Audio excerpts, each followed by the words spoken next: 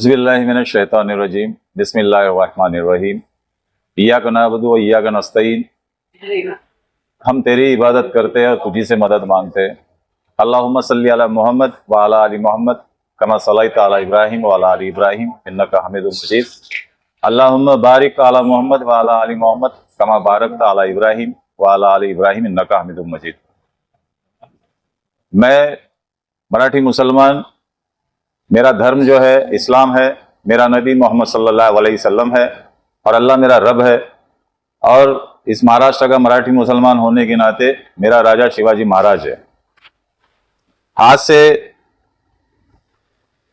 15-20 दिन पहले इस्लामोफोबिया का मरीज गुस्ताखे रसूल गोंदू बाबा रामगिरी महाराज ने आप सल्लल्लाहु अलैहि वसल्लम के शान में गुस्ताखी की और उस गुस्ताखी के ऊपर राज्य के मुख्यमंत्री और शिवसेना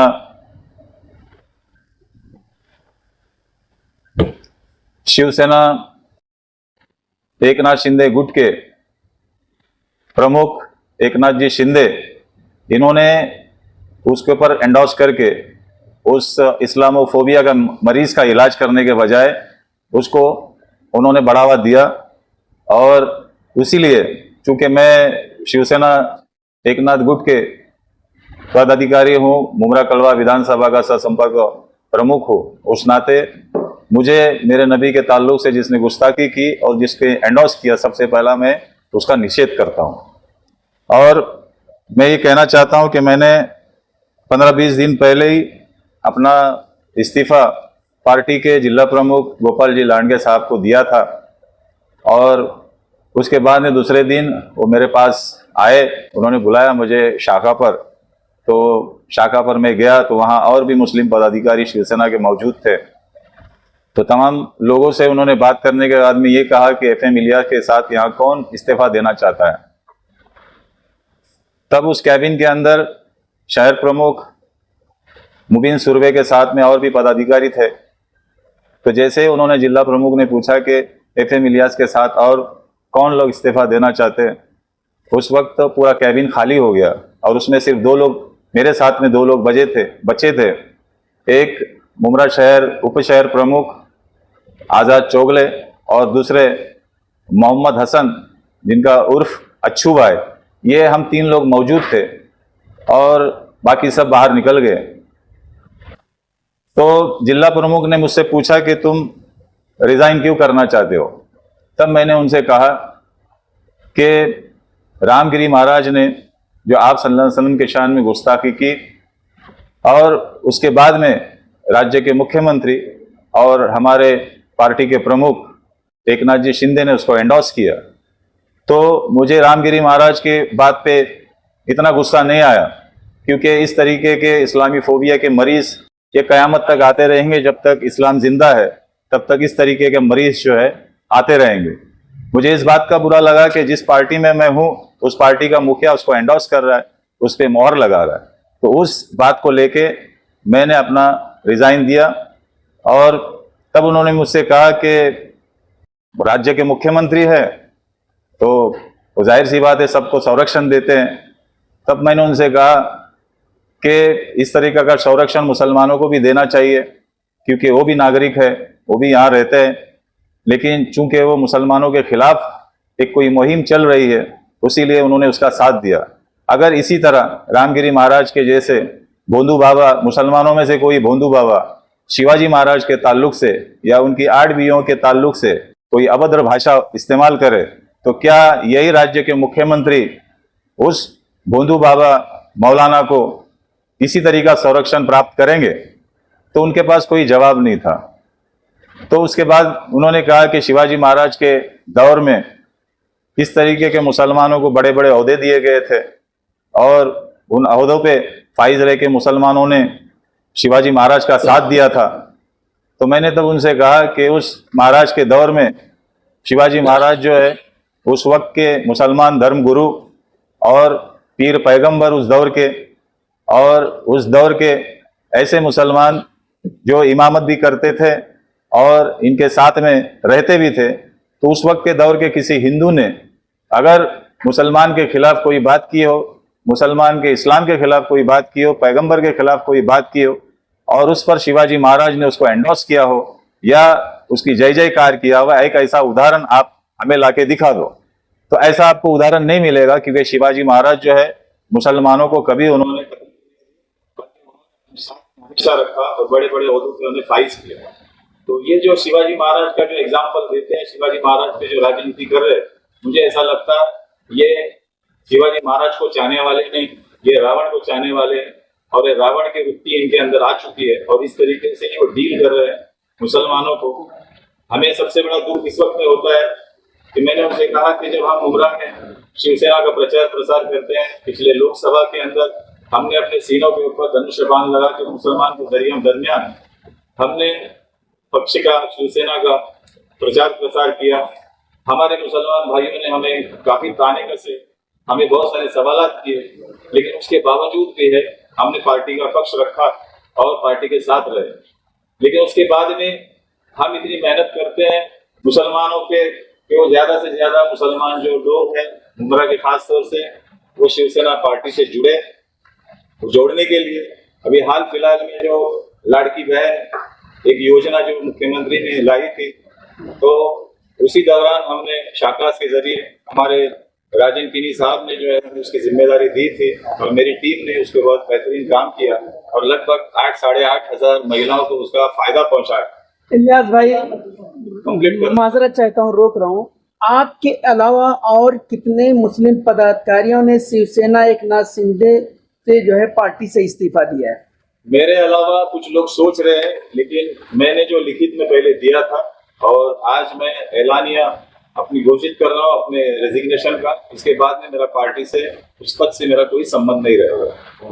बाकी जो मुस्लिम पदाधिकारी है वो सोच रहे हैं और वो आने वाले 2 दिनों में, 4 दिनों में वो अपना पक्ष रखेंगे आके, जैसे कि हमारे आजाद चोगले साहब है, फिर वो मोहम्मद हसन है, अच्छू भाई है। तो ये 2 लोग पहले मेरे साथ में थे और उन्होंने कहा है मुझसे कि हम और भी लोग साथ में हमारे हैं, उन सबको लेके हम इंशाल्लाह रेजिग्नेशन देंगे।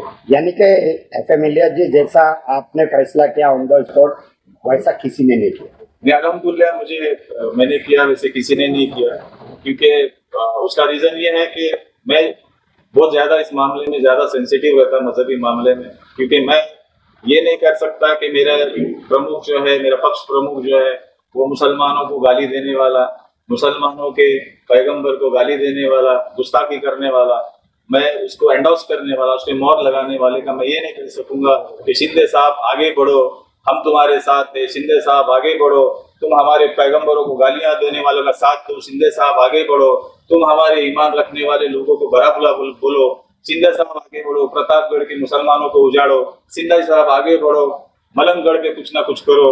तो इस तरीके का मैं मुसलमान नहीं हूँ कि उनका साथ देते उनके नाम के नारे लगाते रहो, इसलिए मेरा ईमान जागा और मैंने इस्तीफा दे दिया। कितना दिन की लगा इस्तीफा देने के लिए? हाँ, वही मैं बताने जा रहा था। तो ये जब लांडे साहब जो थे हमसे 2 दिन का वक्त मांगा था कि मुझे मौका दो, मैं आपकी बात मुख्यमंत्री के साथ में करता हूँ, आप लोगों की मुलाकात करता हूँ।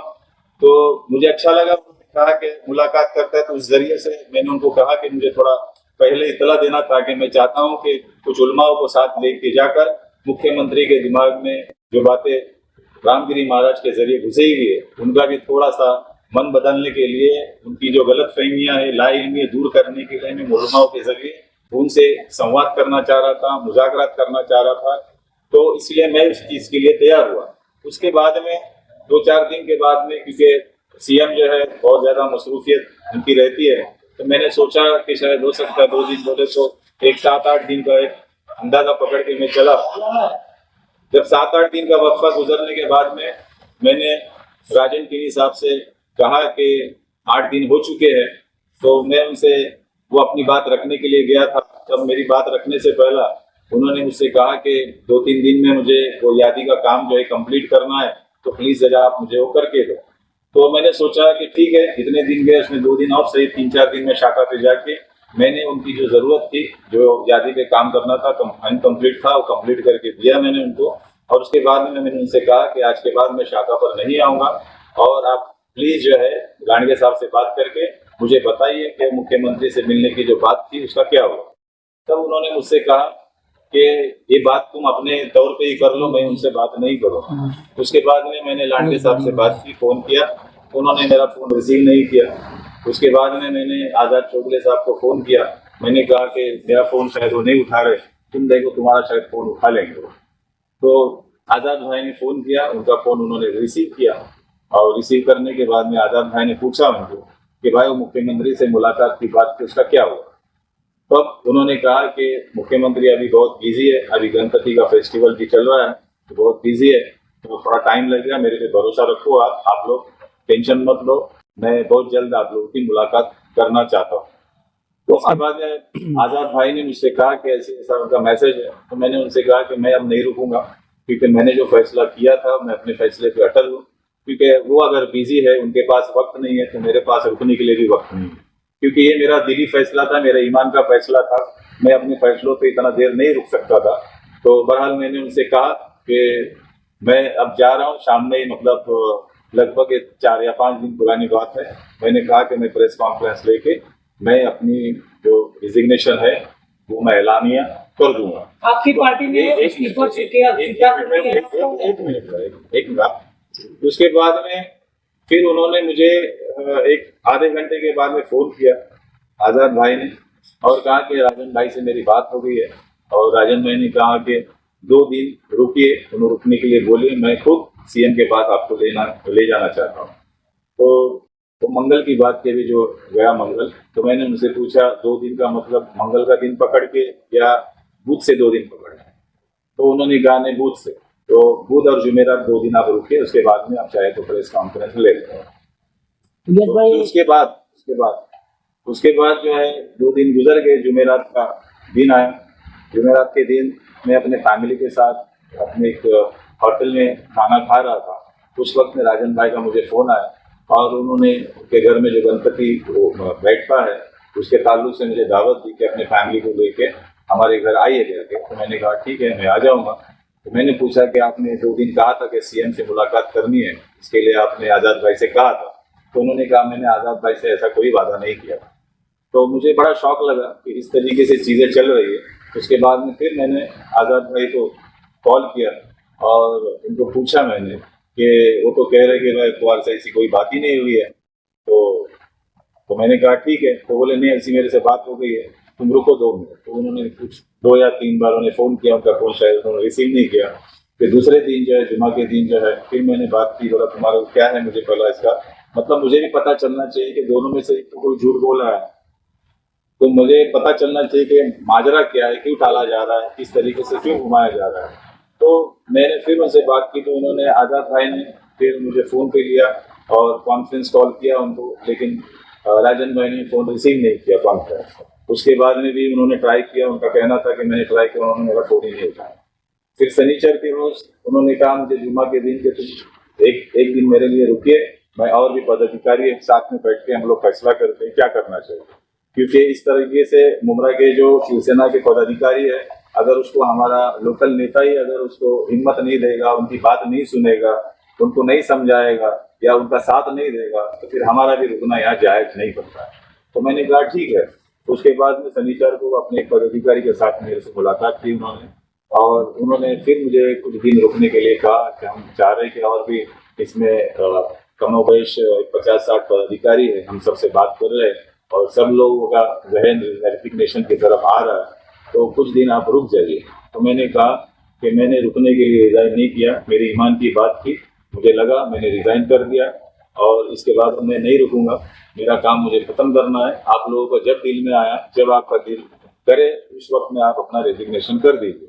उसके बाद में मैंने आज आप लोगों को कॉल किया और मैं आपके ज़रिए मैं अपना रेजिग्नेशन जो है वो अपने बड़ों तक पहुंचाना चाहता हूं। आज के बाद में शिवसेना के किसी भी पद से मेरा कोई सरोकार और कोई संबंध नहीं। इलियास भाई, आप शिवसेना पार्टी छोड़ दी है, अभी फिलहाल जो मामला हुए आपने पूरा डिटेल्स बताया, लेकिन अभी आगे आप किसी पार्टी में जाने वाले हैं, किसी पार्टी से संपर्क पे है?